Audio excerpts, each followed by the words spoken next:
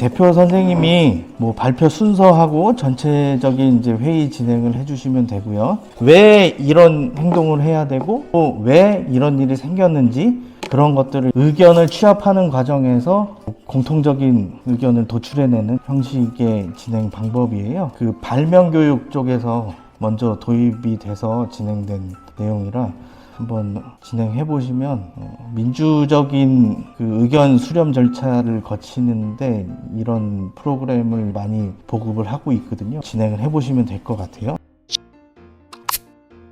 오늘의 주제는 첫 시간에 학생들을 어떻게 만날지에 대해서 고민을 해보고 나눠보는 시간을 가지도록 할 건데, 그것들 중에서 가장 중요한 게 이제 학생 생활지도 관련해서 학생들한테 어떤 것들이 좀 중요할지, 혹시라도 이제 학교 폭력 사안을 선생님들도 인지를 하실 수 있잖아요. 상황이 발생을 했을 때 어떻게 진행을 하게 되는지 그저 확인을 하고 활동들을 하도록 할게요. 일단 학생의 징계를 줄 수 있는 게 학교에서는 3가지밖에 없어요. 학교 교권보호위원회라고 있고, 학생 선도위원회라고 있고, 학교폭력 대책심의위원회라고 2019년 하반기부터 바뀌었거든요. 이전에는 학교에 설치가 돼 있었는데 지금은 교육지원청으로 넘어가서 학교에서는 전담기구에서 학교폭력 사안을 접수해가지고 이게 학교장 종결로 처리가 될 수 있을지 없을지에 대해서만 판단을 합니다. 그래서 그 내용들 확인을 해볼 건데, 학폭에 대해서 좀 더 이제 세밀하게 살펴보도록 할게요. 일단 학교 폭력 사안을 감지나 인지를 했을 때 올해 22학년도 지침부터는 학교에서 감지나 인지를 했을 때에 적극적으로 개입을 해서 처리를 하라고 그렇게 안내가 바뀌었어요. 학교 폭력이 접수되고 사안 조사가 확인이 되고요. 그다음에 전담기구에서 2가지 요건을 심의를 하는데, 학교장 종결이 가능한지 가능하지 않은지를 판단을 하게 돼요. 혹시라도 충족이 되었을 때 학교장 종결이 가능하다 라고 되었을 때에는 이 피해 학생하고 보호자의 확인을 받게 되는데, 동의를 하면 학교장 자체 해결이 되는 거고요. 동의를 하지 않을 때나 전담기구에서 학교장 종결로 처리가 곤란하다라고 결론을 내게 되면 학폭위를 개최를 하게 되죠. 지원청에서 열리게 되는데, 학교에서 학교 폭력을 접수하고 지원청에 요청할 때까지 2주 안에 해결을 해야 돼요. 근데 학사 일정이나 기타 여러 가지 상황에 의해서 1주 정도 연장이 가능하고요. 저희가 이제 학교폭력대책심의위원회를 열어주세요라고 요청을 했는데, 교육청에서도 이제 받고 나서 바로 심의를 하면 좋겠지만 관내에 있는 초중고의 학폭 사안을 다 취합을 해서 진행을 하게 되거든요. 그러다 보니까 이제 3주의 기한을 두는데, 거기에서도 특별한 사정이 있는 경우에는 플러스 1주 해서 총 4주의 처리 절차가 거칠 수 있게 돼요.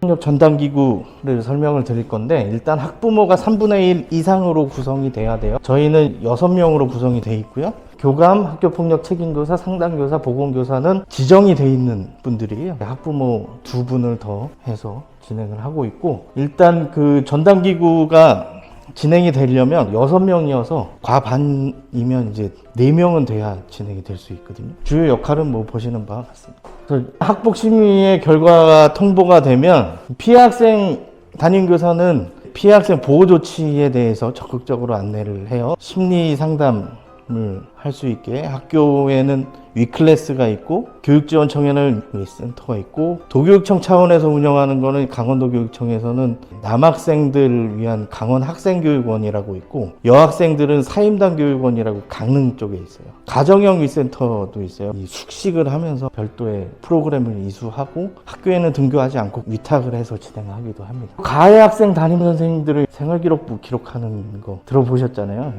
이 기재사항에 대해서 저희가 안내해드리는 대로 기재를 바로 하시게 되고, 올해부터 또 바뀌게 된 거는 전년도까지는 전학 조치를 졸업하면서 심의를 통해서 삭제를 할 수 있었는데, 올해부터는 전학까지도 심의에서 이제 삭제는 못하고 2년 뒤에 지울 수 있게 지침이 변경돼요. 내용 확인하시면 될 것 같고요. 학생들하고 눈높이를 맞추고 학생들 이야기를 들어주고 공감하고 소통하는 그런 과정들이 필요하더라고요. 저희가 이제 강압적으로 너희는 이렇게 해라, 뭐 이렇게 안 하면 넌 잘라버릴 거야 라고 얘기하는 그런 시대 자체는 지금 지났거든요. 아무리 어린 학생들이라고 하더라도 눈높이를 맞춰서 이해해 줄 수 있는 그런 환경을 좀 만들어 주는 게 중요할 것 같고요.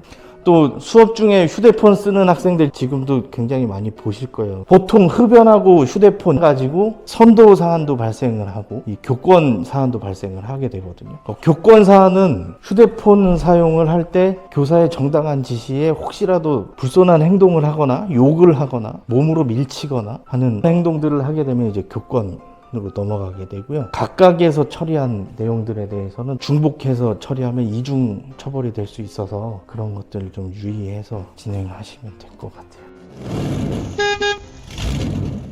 대표 선생님이 뭐 발표 순서하고 전체적인 이제 회의 진행을 해주시면 되고요. 왜 이런 행동을 해야 되고 또 왜 이런 일이 생겼는지 그런 것들을 의견을 취합하는 과정에서 공통적인 의견을 도출해내는 형식의 진행 방법이에요. 그 발명교육 쪽에서 먼저 도입이 돼서 진행된 내용이라 한번 진행해 보시면 민주적인 그 의견 수렴 절차를 거치는데 이런 프로그램을 많이 보급을 하고 있거든요. 진행을 해 보시면 될 것 같아요. 먼저 그 전지에다가 소 제목을 적어 주시면 돼요. 서로 상의를 하셔서 결정을 하시면 되고요. 학생들하고 수업 시간에 레포 형성하기 큰 주제고요. 그 소제목을 선정을 해주시고 학생들하고 어떻게 대화를 시작을 할지 나름 구상을 하셔서 나눠드린 포스트잇 색깔이 3종류가 있는데 본인의 생각을 적으셔가지고 나누면서 본인의 의견을 이야기하면서 의견 수렴을 해주시면 됩니다. 진행하도록 하겠습니다.